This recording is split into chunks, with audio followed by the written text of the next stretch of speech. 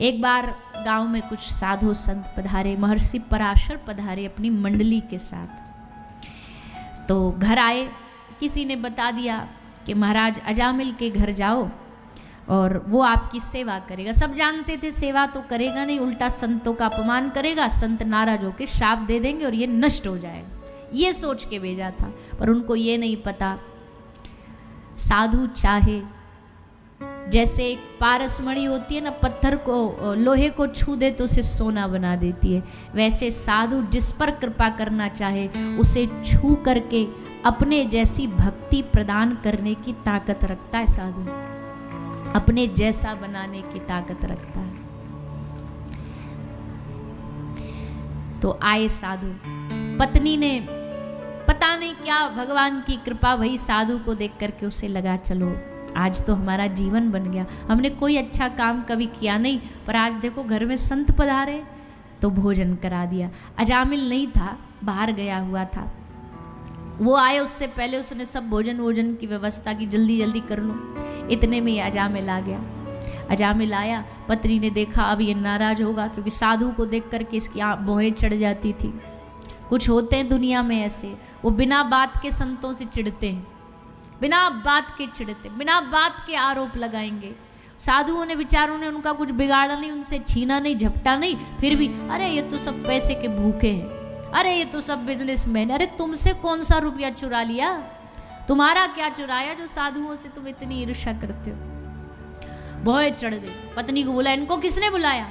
पत्नी बोली ने शांत हो जाओ, देखो आप आज मुश्किल से हमारे घर कुछ लोग आए, संत आए, जा कर के इनको हाथ जोड़ना, कहना आज हमारा बड़ा सौभाग्य आप हमारे घर पधारे हो। अब भैया मूर्ख तो मूर्ख ही रहेगा। पत्नी ने खूब सिखा पढ़ा के भेजा, बोलना कि आज हमारा बड़ा सौभाग्य आप पधारे हो। वहाँ जाके हाथ जोड़ करके बोला आज तुम्हारा बड़ा सौभाग्य जो तुम हमारे घर पधारे हो। महात्मा बोले बात तो सही बोली, हमारे भाग्य खुल गए जो आज तुम जैसा परमार्थी आदमी हमें मिला भोजन कराने, मिलता कहाँ है। पर भैया एक बात बताओ, भोजन तो तुम्हारी पत्नी ने करा दिया पर दक्षिणा तो वो अब घर का मालिक ही देगा, तो हम तो दक्षिणा के इंतजार में थे कि दक्षिणा मिले तो हम लें लिफाफा और जाएं। अजामिल ने देखा, बोला अच्छा रोटी खाई हमारे घर, भोजन खाया हमारे घर, अब तुमको दक्षिणा भी चाहिए ऊपर से। जानते हो नाम क्या है हमारा? बोले हाँ अजामिल नाम है। बोले जानते हो करते क्या है? बोले हाँ हमने गांव में पूछा था कि इस गांव का सबसे बड़ा धर्मात्मा आदमी कौन है, तो सबने तुम्हारा नाम लिया।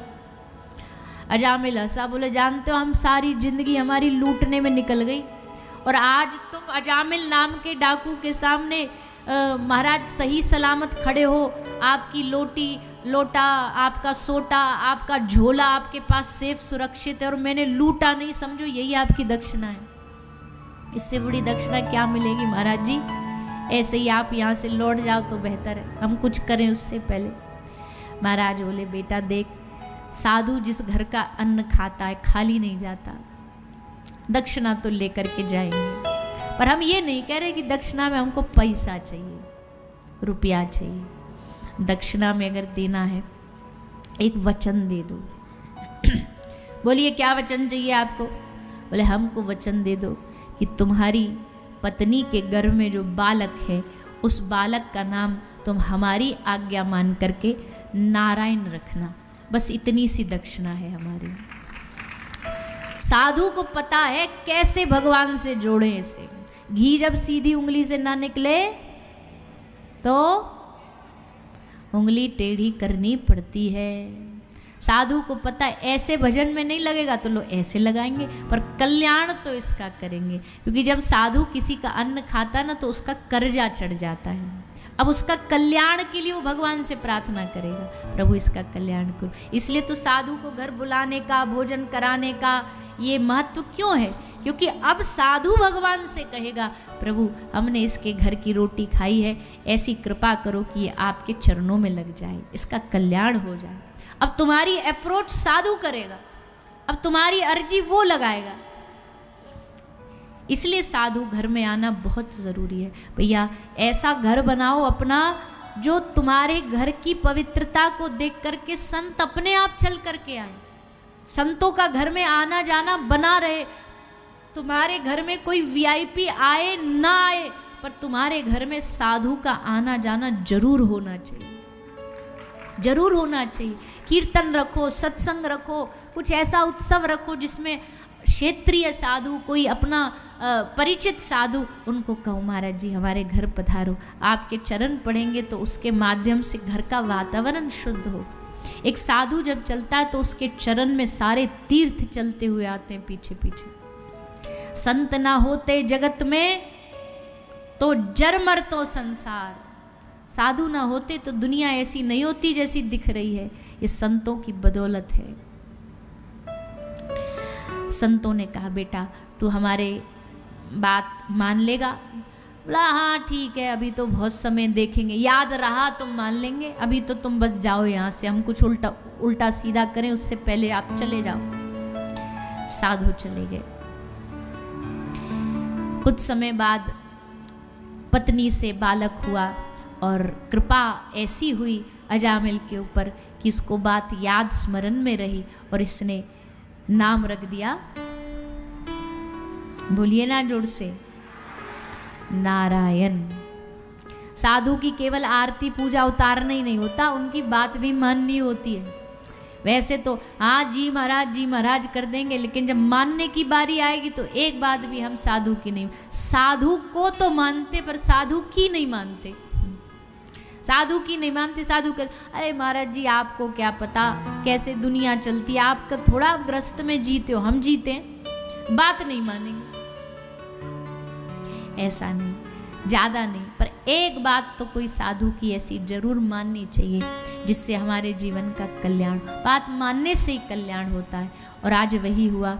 अजामिल ने अपने पुत्र का नाम नारायण रखा।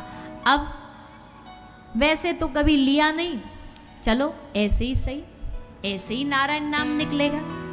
अब तो नारायण नाम जुबान पर बैठ गया। नारायण नाम, छोटा बेटा, लाडला बेटा, सुंदर बालक था, बहुत प्यार करता अजामिल, तो उसी के इर्द गिर्द घूमता रहता था, उसी को बुलाता रहता था, उसी नाम से पुकारता रहता था। तो इसलिए अब नारायण नाम मुख से निकलने लगा। आप भी, हम तो कहें घर में जिनके बालक है, बालक का भगवान नाम रखो, या ऐसा भी होता है कि घर में कोई हमारी सेवादार होता है, सेवा करता है, कोई बर्तन साफ कर रहा है, कोई घर की साफ सफाई, उनके कुछ अलग अलग नाम होते हैं, क्योंकि आदमी सबसे ज़्यादा अपने घर में जो काम करने वाला होता है ना उसी को बुलाता है। तो कोशिश करो उनका नाम कोई अच्छा भगवान के नाम पे रख दो। पहले के जो काम करने वाले थे तो रामू, श्यामू, तो क्या होता, बोले भगवान का नाम मुंह से निकलता, राम नाम निकलेगा एक बार, 1000 बार दिन में बुलाओगे काम के लिए, पानी के लिए, रोटी के लिए, सब्जी के लिए, तो मुख से भगवान का नाम निकले।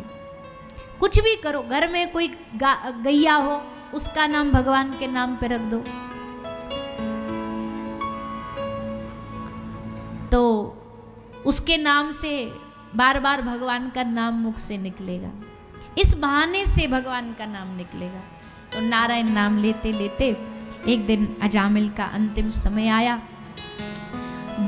यम के दूतों ने आकर के उसे घेरा, प्राण सोखे खींचे, घबराया और भगवान का नाम उच्चारण करते हुए जोर से पुकारा, नारायण मुझे बचा लो, नारायण मेरी रक्षा कर लो। भगवान नारायण ने दूतों को तुरंत भेजा, जाओ हमको कोई बुला रहा है।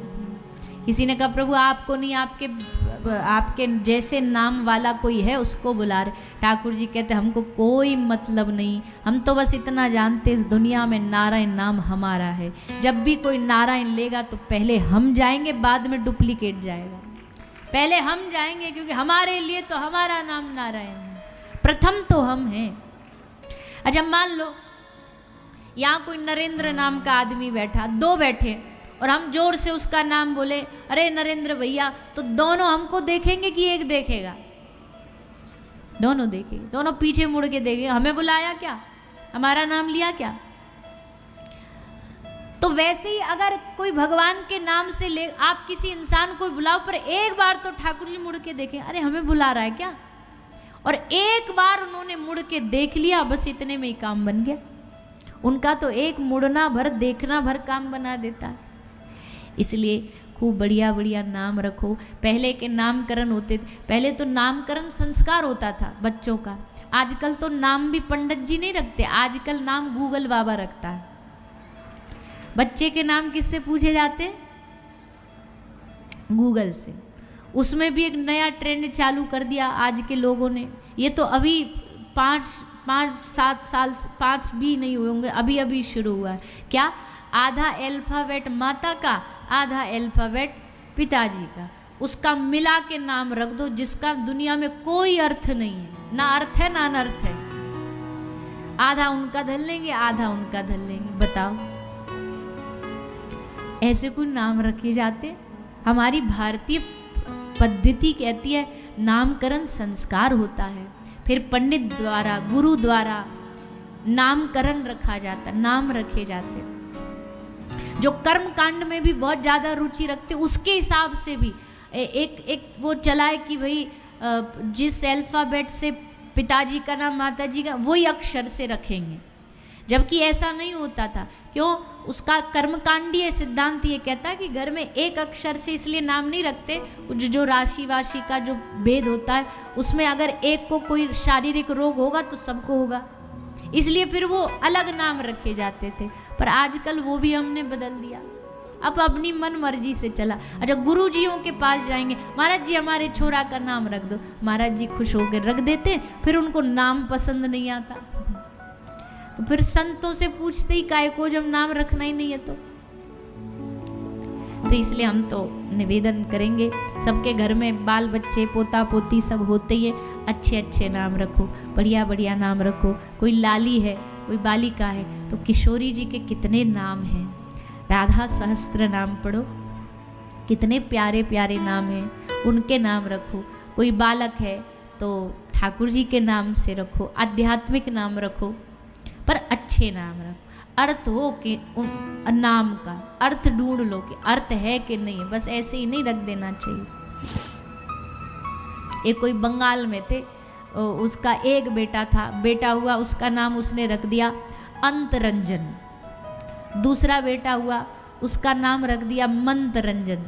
तीसरा हुआ तो संत से पूछा, बोला इसका क्या नाम रखूं? महाराज जी बोले इसका रख दे दंत मंजन। जब 2 नामों में ही तूने कोई अर्थ का ध्यान रखा नहीं, तो इसमें रख के क्या खाक करेगा? तो भैया बड़े सोच समझ करके बालकों के नाम रखा करो, अच्छे नाम रखा करो।